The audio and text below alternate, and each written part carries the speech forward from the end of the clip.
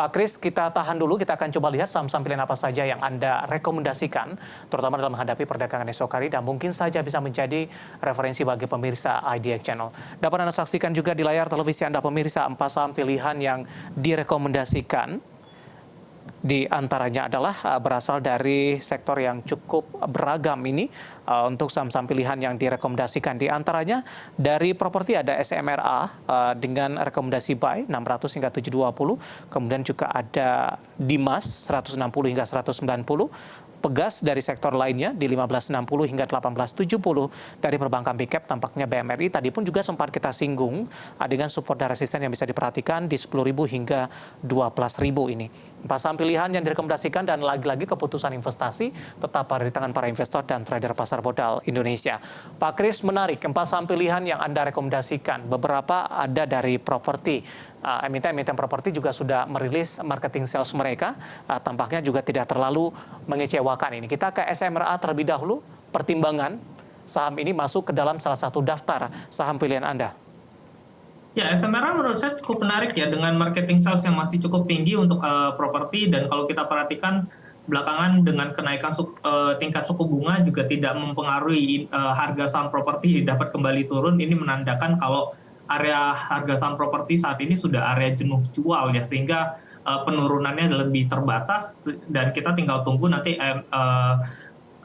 berita baiknya untuk emiten properti, mungkin dari sisi laporan keuangan atau mungkin dari sisi buyback dari perusahaan-perusahaan propertinya, sehingga ini juga dapat mengakibatkan harga sahamnya naik. Kalau kita perhatikan dari indeks sektoral propertinya juga cukup meningkat ya dalam 1 bulan belakangan ini. Iya, 640 penutupan jangka pendek arahnya kemana, Pak?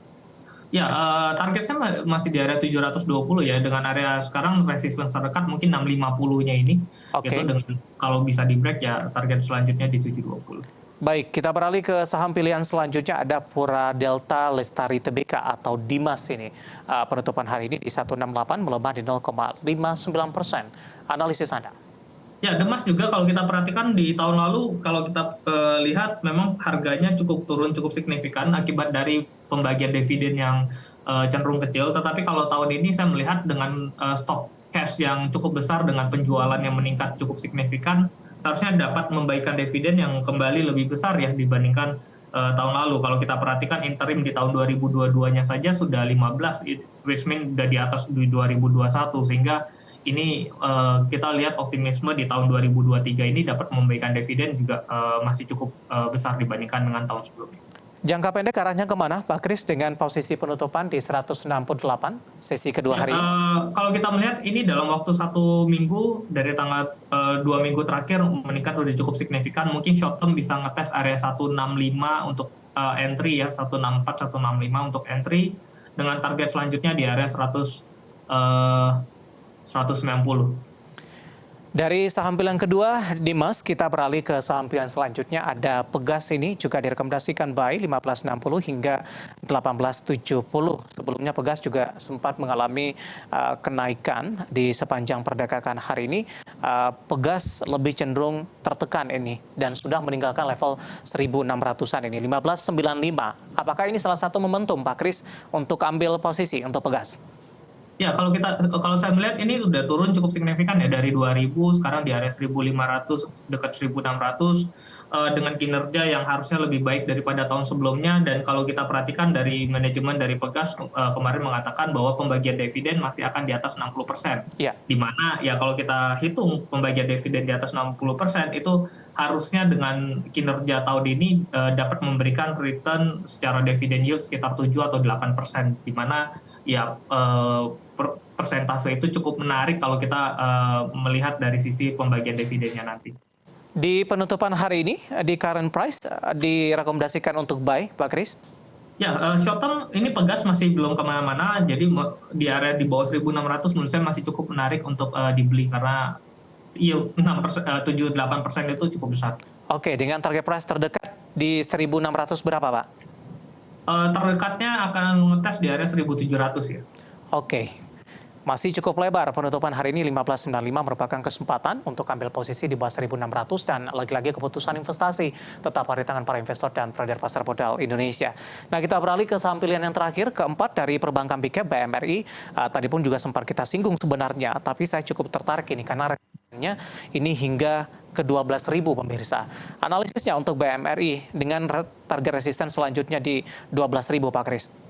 Ya, kalau kita lihat secara kinerja di tahun 2022, Bank Mandiri merupakan bank yang mencetak keuntungan terbesar ya setelah Bank BRI gitu. Dan kalau kita perhatikan kinerja perbankan juga cukup bagus. Tadi saya katakan asing juga kembali masuk ke pasar big cap kita, big cap bank ini menandakan ekonominya cukup sehat. Terus juga rupiah kembali menguat dan nanti ada stock split di bulan April. Biasanya sentimen stock split ini sentimen yang cukup positif bagi perusahaan-perusahaan bagus karena ada optimisme untuk membeli, nanti harganya bisa lebih murah sehingga dapat kembali meningkat seperti itu. Akan diikuti dari sisi valuasi nanti tidak Pak, kalau stock split dilakukan? Ya, kalau stock split sebenarnya kalau kita lihat secara tahun ini kinerja perbankan saya katakan masih cukup menarik ya untuk Big Cash Bank sendiri karena peningkatan suku bunga, NIM yang kembali akan meningkat, sehingga ini menunjukkan kalau tahun ini saya rasa Big Caps Bank harusnya masih dapat mencetak keuntungan lebih banyak daripada tahun. Oke.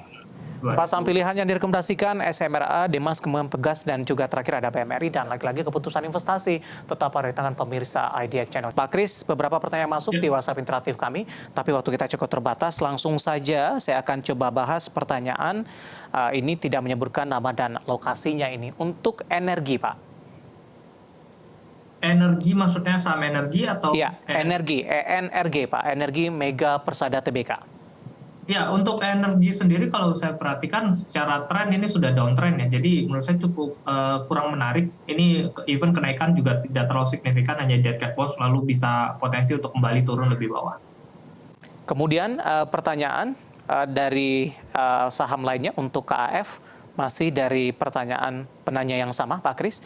Kimia Farma hari ini tertekan di 2,31% ini, di 1.055. Ya, Kimia Farma hari ini ada comeback untuk right issue-nya ya. Jadi dengan harga 1.025, jadi kemungkinan Kimia Farma dapat mengetes area 1.025 untuk right issue. Kalau saya perhatikan right issue-nya normal, tidak terlalu signifikan, jadi ya mungkin secara short term akan cenderung bolak-balik terlebih dahulu, mungkin 1-2 bulan akan bolak-balik 1.025 sampai area 1.100 gitu.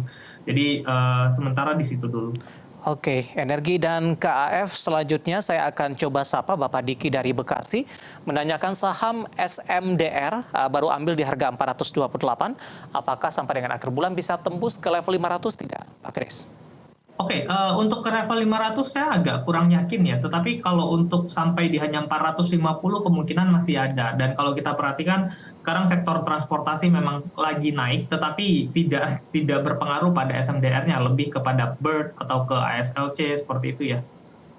450 ya Pak untuk target price selanjutnya, sementara ke 500 cukup berat untuk SMDR. Selanjutnya saya akan coba sapa, saya akan coba cek terlebih dahulu support dan resistennya untuk BCAP Pak. Tidak menyebutkan nama dan lokasi ini. Saya akan coba cek dari pertanyaan sebelumnya. Silakan dilanjutkan untuk BCAP, Pak Kris. Oke, BCAP terdekat support di area 78 dengan resistance terkuat nanti di area 90. Pertanyaan sama juga untuk BABP Pak.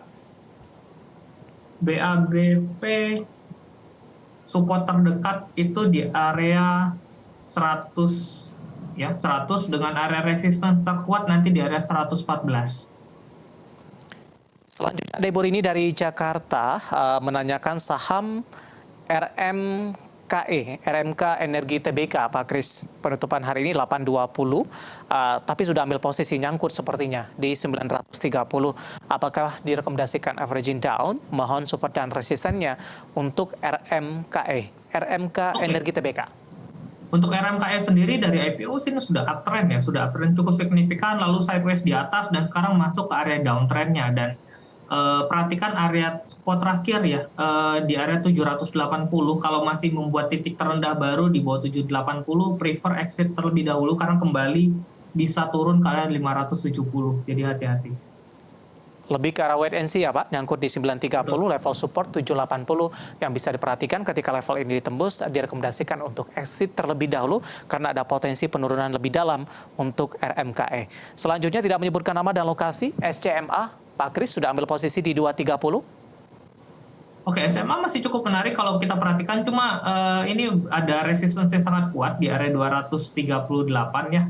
Selama belum break 238, saya prefer untuk take top terlebih dahulu, trading di area 224 sampai 236. Mungkin bisa buy sell di area terlebih dahulu, di area tersebut. Oke, 230 di hold saja ya Pak? Ya, sementara masih bisa di hold karena masih cenderung sideways. Oke, terakhir Bapak Andrew dari Tangerang Selatan menanyakan saham Antam ini, Pak Kris untuk jangka pendek. Punya di harga 2510 Pak? Oke, Antam perhatikan area 2220 terakhir, area support terakhir, di mana kalau tidak dapat, kalau kembali menembus, mungkin bisa exit terlebih dahulu, nunggu di area 2120, tapi selama di atas 2220 masih bisa trading sampai ke area 2350. Averaging down tidak disarankan Pak, 2510 level entry. Kalau untuk averaging down, prefer nunggu di area 2120 untuk averaging down. Baik, Bapak Andrew dari Tangerang Selatan, Antam nyangkut di 2510, penutupan hari ini ada di 2240, dan lagi-lagi keputusan investasi tetap ada di tangan para investor dan trader pasar modal Indonesia. Pak Kris, waktu kita cukup terbatas, tampaknya pembahasan Antam tadi sekaligus mengakhiri kebersamaan kita di IDX Closing untuk kali ini. Terima kasih Pak Kris, sehat selalu. Ya, terima kasih Mas David. Baik, terima kasih juga untuk Anda yang sudah berpartisipasi di WhatsApp interaktif kami, dan Anda bisa bergabung bersama kami kembali di waktu dan di program sama di perdagangan hari selanjutnya. Akhirnya, saya David San Oval dan seluruh kerabat kerja yang bertugas mengucapkan terima kasih dan sampai berjumpa kembali.